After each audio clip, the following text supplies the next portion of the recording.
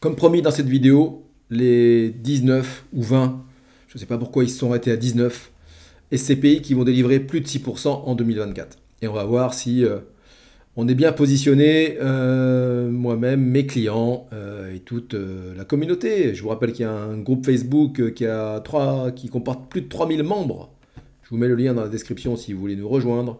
Et c'est sur ce groupe que je délivre eh bien, énormément de contenu, de conseils, d'analyses sur le monde des SCPI. Effectivement, donc, on va aller voir tout de suite. Merci Anne-Lise de France pour cet article intéressant. Augmentation brutale des taux d'intérêt, hausse de l'inflation, retournement du marché, nouveaux usages des bureaux de commerce dans un contexte post-Covid. Après plus d'une décennie d'euphorie marquée par des rendements élevés et une stabilité sans faille, eh bien oui, on a vu, je vais accélérer, hein, on a vu effectivement que 2023 avait été un rappel à l'ordre pour tous les investisseurs SCPI. Pourtant, c'est quelque chose que l'on dit, nous, au rendez-vous les professionnels, hein, donc c'est un investissement immobilier, le capital n'est pas garanti, les loyers ne sont pas garantis, mais comme d'habitude, si on choisit bien, si on fait un bon investissement, si c'est de l'immobilier, bord de mer, grande métropole, montagne, enfin dans des endroits où il y a une vraie demande et on sait que dans le temps ça va prendre de la valeur. C'est pareil pour les CPI. Sur les CPI, il faut avoir des CPI. Vous allez voir que dans le classement, il y a quasiment que des CPI diversifiés. Il y a beaucoup de CPI européennes. Donc voilà, le bilan, donc effectivement, on peut dire qu'il est catastrophique hein, au niveau de la collecte, à cause des CPI de banque qui ont jeté un froid énorme sur le marché des CPI.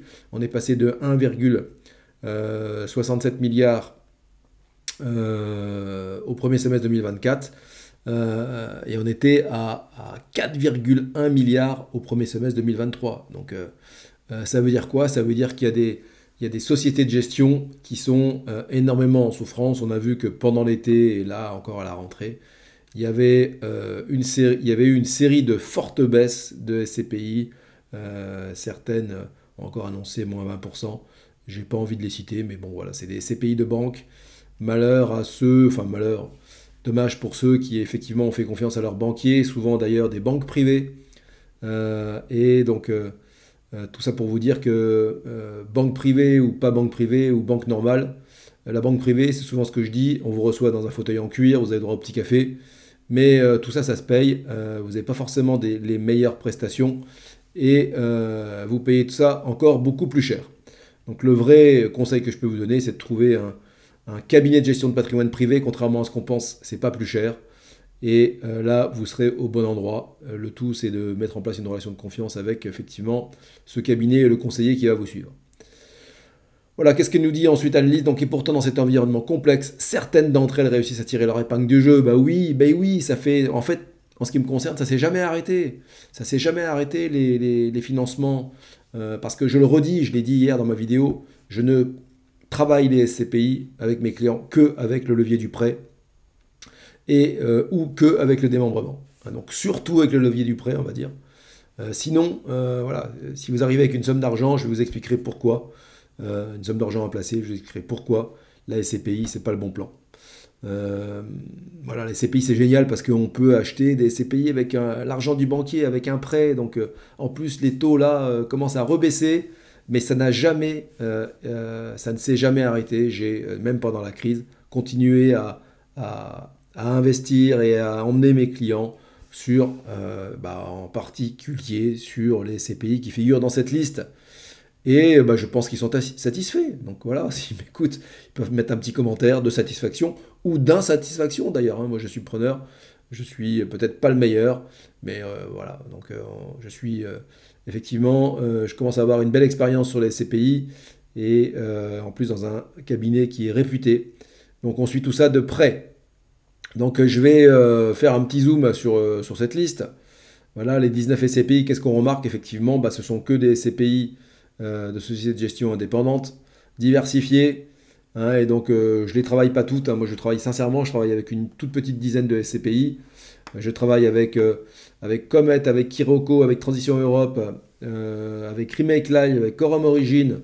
Alors, vous allez remarquer, il y a quelqu'un qui me faisait remarquer que ce n'était pas dans la liste ni XL ni Eurion, mais ils sont juste en dessous de 6%.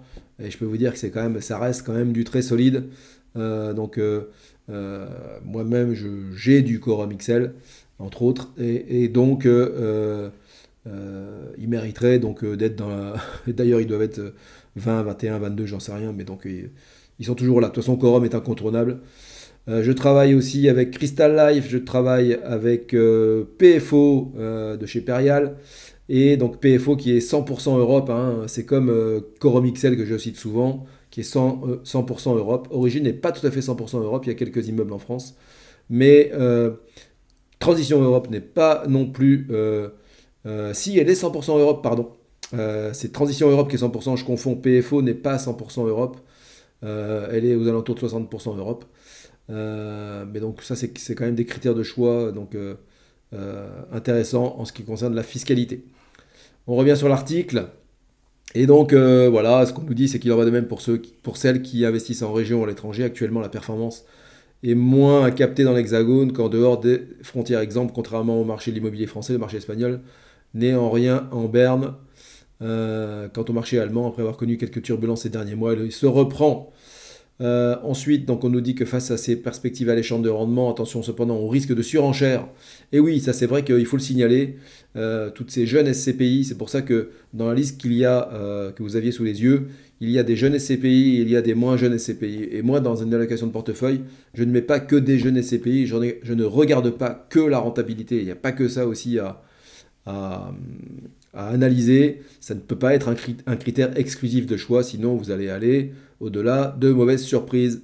Voilà, on dit que certains peuvent être gonflés grâce à l'effet relutif du démarrage d'une CPI. On a vu ces dernières années des CPI qui délivraient 10% la première année, mais bien sûr, ça ne pourra pas continuer comme ça. Les foncières cotées, ça je vous laisserai appuyer sur pause si ça vous intéresse, c'est pas le sujet. Mais donc ce que je voulais vous dire en conclusion, hier j'ai fait une vidéo sur Transition Europe. Transition Europe, je le rappelle, c'est 100% Europe. Et voilà, c'est une très belle SCPI. Je ne serais pas surpris que le prix de part augmente incessamment. Donc, si vous avez envie d'aller vers cette SCPI, c'est maintenant qu'il faut y aller. Le passage à l'action, c'est quelque chose qui est déterminant. Hein, donc, il faut se renseigner, s'informer, s'analyser, analyser. Mais à un moment donné, il faut y aller. Hein, donc, quand vous avez vos convictions, eh bien, choisissez le bon conseiller. Je vous rappelle que je pratique le cashback sur les investissements SCPI. 1% du montant investi vous est rétribué sous forme de cash à la fin de votre investissement. Je vous dis à très bientôt. Likez la vidéo. Je veux arriver à 1000 abonnés rapidement. J'en suis à 800 et quelques. Je viens de dépasser les 800. Aidez-moi à atteindre le cap des 1000 abonnés et d'être plus visible sur YouTube. À très bientôt.